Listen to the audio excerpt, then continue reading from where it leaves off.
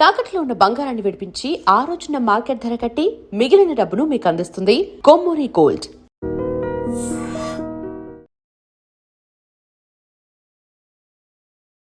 అతడు బంతి విసిరితే క్రీజ్లో ఉన్న బ్యాటర్లకు అదొక బుల్లెట్ అనే ఫీలింగ్ కలుగుతుంది.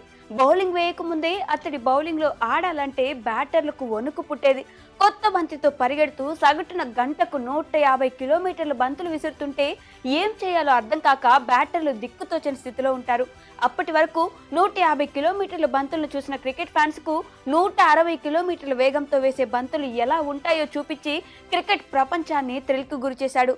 ముఖ్యంగా ఎంతటి వరల్డ్ క్లాస్ ఓపెనర్ అయినా అతడంటే ఒక పీడకల. పరుగులు కొట్టడం తర్వాత సంగతి, కనీసం బంతిని ఆపగలిగితే చాలు అనేలా బ్యాటర్లను దడదడలాడించాడు.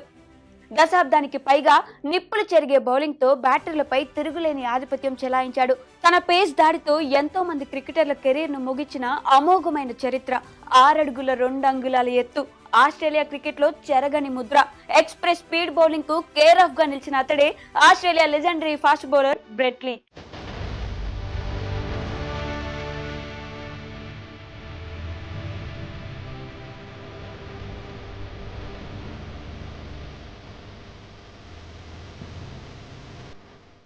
క్రికెట్ లో ఎంత మంది ఫాస్ట్ బౌలర్లు ఉన్నా బ్రెట్ లీ మాత్రం స్పెషల్. అతని క్రికెట్ స్టోరీ ఒక సంచలనం. ఫాస్ట్ బౌలర్లు 150 కిలోమీటర్ల బంతిని ఒక్కసారి విసిరినా ఔరా అంటాం. ప్రస్తుత క్రికెట్ లో అంతటి వేగంతో బంతులేసే క్రికెటర్లు కరువయ్యారు. కానీ గంటకు నిలకడగా 150 కిలోమీటర్లు బంతులు వేయడం బ్రెట్ లీకే చెల్లింది.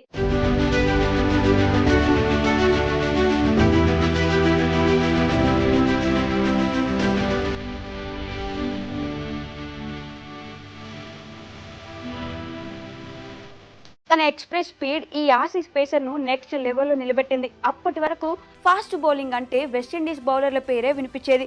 Courtney Walsh, Malcolm Marshall, Joel Garner, Curtly Ambrose, Michael Holding, Andy Roberts లాంటి పేసర్లు ప్రపంచ క్రికెట్లో తన ఫాస్ట్ బౌలింగ్ తో ప్రత్యర్థులను ముప్పతిప్పలు పెట్టేవారు. అప్పటి వరకు విండీస్ బౌలింగ్ కు తిరుగులేదు. క్రికెట్ ఫ్యాన్స్ కూడా ఇది కదరా ఫాస్ట్ బౌలింగ్ అంటే అనే ధీమాలో ఉన్నారు. అయితే ఎప్పుడైతే బ్రెట్ లీ లాంటి నికాసైన ఫాస్ట్ బౌలర్ క్రికెట్లోకి అడుగు పెట్టాడో ఫ్యాన్స్ కు ఒక కొత్త కిక్ ఇచ్చాడు. అప్పటి వరకు పేస్ బౌలర్ అంటే బౌన్సర్లు, యార్కర్లు, స్వింగ్. కానీ బ్రెట్ లీ మాత్రం ఈ 3 వేరియేషన్స్ తో పాటు 150 కిలోమీటర్ల వేగంతో బౌలింగ్ వేసి ఆశ్చర్యపరిచాడు.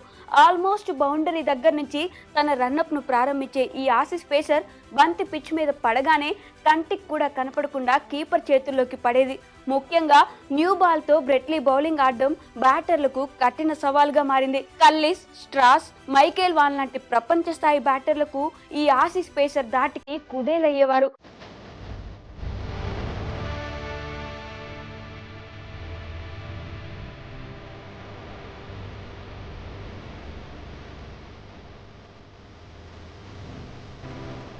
నవంబర్ 8, 1976న న్యూ సౌత్ వేల్స్ లోని వోల్లాంగాంగ్ లో బ్రెట్ లీ జన్మించాడు. బ్రెట్ లీ 3 అబ్బాయిల్లో రెండోవాడు. క్రికెట్ అంటే ఇష్టం ఉన్న ఫ్యామిలీలో పుట్టడంతో పుట్టుకతోనే బ్రెట్ లీకి క్రికెట్ పై ఇంట్రెస్ట్ ఏర్పడింది. తన తల్లిదండ్రులు ఇద్దరు కూడా బ్రెట్ లీ క్రికెట్ ఆడుతుంటే ఎంకరేజ్ చేసేవారు.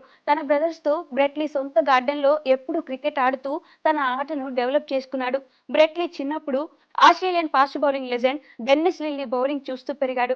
డెన్నిస్ లా తాను కూడా గొప్పగా బౌలింగ్ చేసి ఆసీస్ తరపున ఆడాలనే లక్ష్యంగా పెట్టుకున్నాడు. లిల్లీని తన రోల్ మోడల్ గా భావించే బ్రెట్ లీ కఠిన సాధన చేసి ఫాస్ట్ బౌలర్ గా ఆస్ట్రేలియా జట్టులో స్థానం సంపాదించాడు.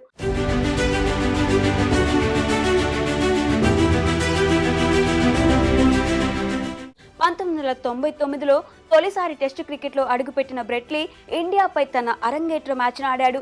ఆ తర్వాత ఈ ఆసీస్ స్పీడ్ స్టార్ వెనక్కి తిరిగి చూసుకోలేదు. జట్టులో మెగ్రాత్, షేన్ వాన్, అండీ బికెల్, గిలెస్పీ లాంటి దిగ్గజ బౌలర్లున్న అందరి చూపు ఈ యంగ్ సెన్సేషన్ మీదే ఉండేది. ఈ దిగ్గజాలకు బ్రెట్ లీ తోడవడంతో ప్రపంచ క్రికెట్ను ఆస్ట్రేలియా శాసించింది. తిరుగులేని విజయాలు సాధిస్తూ ప్రత్యర్థులను మట్టి కరిపించింది. మెగ్రాత్, బ్రెట్లీ, గిలెస్పీ తోడైతే అపోనెంట్ విజయంపై ఆశలు వదిలేసుకోవాల్సిందే అన్నట్టుగా కంగారుల జట్టు తయారైంది. నమ్మడానికి కొంచెం కష్టంగా ఉన్న ఒక దశలో బ్రెట్లీ ఫామ్ దాటికి మెగ్రాత్, గిలెస్పీ అలా చూస్తూ ఉండిపోయారు. తొలి ఓవర్ వేయడానికి న్యూ బాల్ కూడా అప్పటి కెప్టెన్ పాంటింగ్ బ్రెట్లీకి ఇచ్చేవాడు. తన బౌలింగ్ లో తరచూ షార్ట్ బాల్స్ వ్యూహాన్ని ఉపయోగించి వికెట్లను రాబట్టేవాడు. వేగంతో కూడుకున్న ఈ బౌన్స్ ఆడడానికి బ్యాటర్ల వద్ద సమాధానమే ఉండేది కాదు. ఇక టైలెండర్లు అయితే బ్రెట్లీ బౌలింగ్ దాటికి ఇలా వచ్చి అలా పెవిలియన్ కు వెళ్లిపోయేవారు.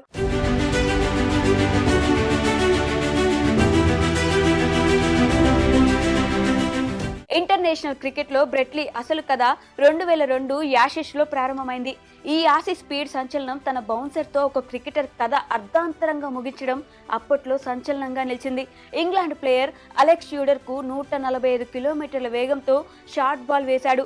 వేగంగా వచ్చిన ఈ బౌన్సర్ ను ఆడడంలో అలెక్స్ విఫలమయ్యాడు. దీంతో బంతి బలంగా తగిలి ఏకంగా హెల్మెట్ గ్రిల్ విరిగింది.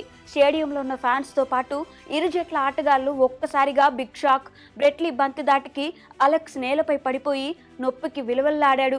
మెడవాపుతో పాటు రక్తం కూడా రావడంతో ఒక్కసారిగా భయంకర పరిస్థితులు చోటు చేసుకున్నాయి. చికిత్స అందించిన ఫలితం లేకపోవడంతో అక్కడే కూలబడిన ట్యూడర్ను స్ట్రెచ్చర్పై తీసుకెళ్లాల్సి వచ్చింది. అంతేకాదు, ఈ ప్రమాదకర బౌన్సర్కు ఇంగ్లీష్ ఆటగాడి కంటికి తీవ్రమైన గాయమైంది. 6 కుట్లు వేయాల్సి రావడంతో అలెక్స్ మరోసారి గ్రౌండ్లోకి అడుగుపెట్టలేదు. ఈ మ్యాచ్ తర్వాత క్రికెట్ నుంచి అర్ధాంతరంగా రిటైర్మెంట్ కావాల్సి వచ్చింది.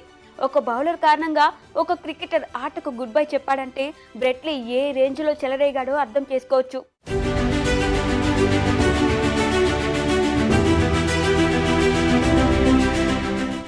తన బౌలింగ్ లో తరచూ షార్ట్ బాల్స్ వ్యూహాన్ని ఉపయోగించి వికెట్లను రాబట్టేవాడు.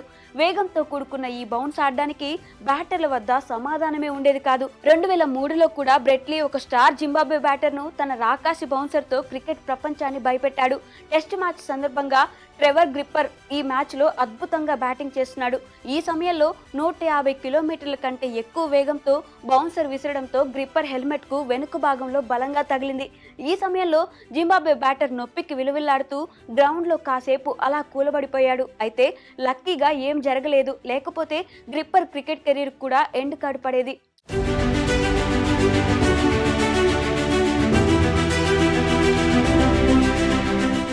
ఉడుకు రక్తం, ఫుల్ ఎనర్జీ, అద్భుతమైన ఫిట్నెస్, వికెట్లు తీయాలని కసి, ఈ లక్ష్యాలన్నీ అప్పట్లో ఈ ఆసీస్ పేసర్ సంచలనాన్ని నెక్స్ట్ లెవెల్ కు తీసుకెళ్లాయి. 2003 ఐసీసీ వన్డే వరల్డ్ కప్ లో బ్రెట్లీ కెరీర్ లో మర్చిపోలేంది. ఈ మెగా టోర్నీలో తన ఫాస్ట్ బౌలింగ్ తో బ్యాటర్లు భరతం పట్టాడు. అంతేకాదు, ఒక మ్యాచ్ లో అయితే ఏకంగా 6 బంతులు 155 కిలోమీటర్ల వేగానికి పైగా క్రికెట్ ప్రపంచాన్ని విస్తుపోయేలా చేశాడు. ఈ ఓవర్లో బ్రెట్లీ వరుసగా 6 బంతులను 157.6, 155.4, 160.6, 157.6, 155.5, 160.7 వేగంతో బంతులు విసిరి చరిత్ర ఎవరికీ సాధ్యం అవని ఘనతను తన ఖాతాలో వేసుకున్నాడు.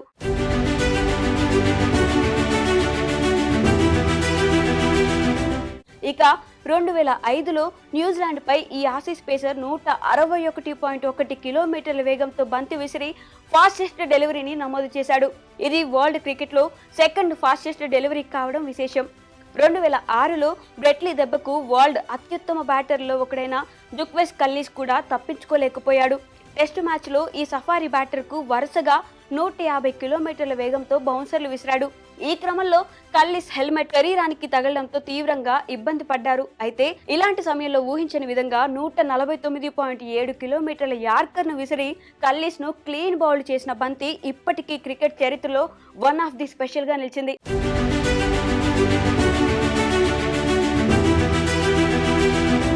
2007 యాషెస్ టెస్ట్ మ్యాచ్ లో అయితే బ్రెట్లీ ఇంగ్లాండ్ ఓపెనర్ ఆండ్రూ స్టాస్ కు నిప్పులు చెరిగే బంతులు వేసి సంచలన స్పెల్ వేశాడు.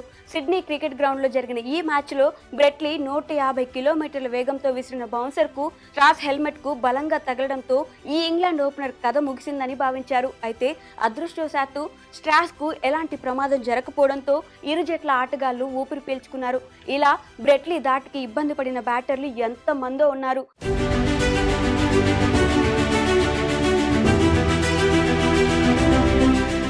ముఖ్యంగా యాషెస్ ఆడుతున్నప్పుడు ఇంగ్లాండ్ కు ఈ ఆసీస్ పేసర్ చేదు జ్ఞాపకాలను మిగిల్చాడు.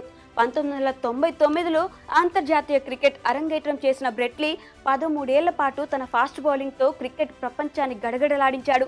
ఓవరాల్గా అంతర్జాతీయ క్రికెట్లో 718 వికెట్లను పడగొట్టి ఆస్ట్రేలియా క్రికెట్లో one of the all time best బౌలర్గా నిలిచాడు. వన్డే టెస్ట్ ఫార్మాట్లో 300కు పైగా వికెట్లు తీసుకున్న అతి తక్కువ మంది బౌలర్లలో బ్రెట్లీ కూడా ఒకడు.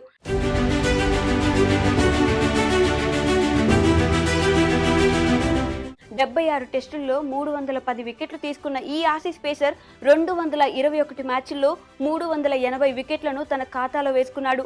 టీ20 క్రికెట్లో 28 వికెట్లు తీసి 2012లో తన క్రికెట్కు గుడ్ బై చెప్పాడు. ఆస్ట్రేలియా తరపున వన్డేల్లో మెగ్రాత్తో కలిసి అత్యధిక వికెట్లు తీసుకున్న బౌలర్గా బ్రెట్లీ రికార్డుల్లో తన పేరు లిఖించుకున్నాడు.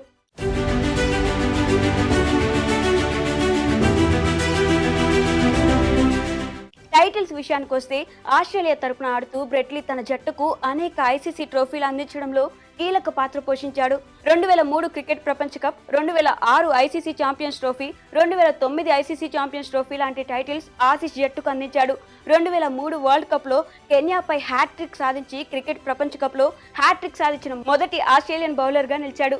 అంతేకాదు 2007 టీ20 వరల్డ్ కప్లో బంగ్లాదేశ్పై హ్యాట్రిక్ సాధించి పొట్టి ఫార్మాట్లో ఈ ఘనత సాధించిన మొదటి బౌలర్గా చరిత్ర సృష్టించాడు.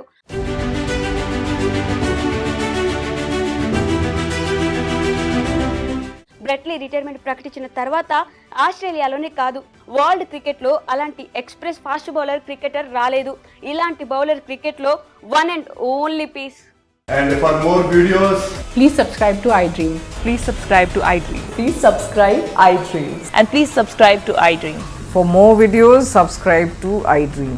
please like, share and subscribe to the channel. Congratulations, iDream. Subscribe to iDream. Subscribe to iDream. So subscribe to iDream Media. iDream ki iDream team andarki huge congratulations. Please subscribe iDream Media. Please subscribe to iDream. Subscribe iDream. Please subscribe to iDream. iDream అంటే నా కళల ఛానల్ను subscribe చేసుకున్న నోరు తిరుగుతలేదు, మీరైతే గంట గుర్తు కొట్టండి. For more such videos, please subscribe to iDream. Subscribe to iDream. Please subscribe to iDream. Please subscribe iDream Media. Please do subscribe to iDream. Please subscribe to iDream Media. For best entertainment and information, please subscribe iDream. And don't forget to subscribe to iDream.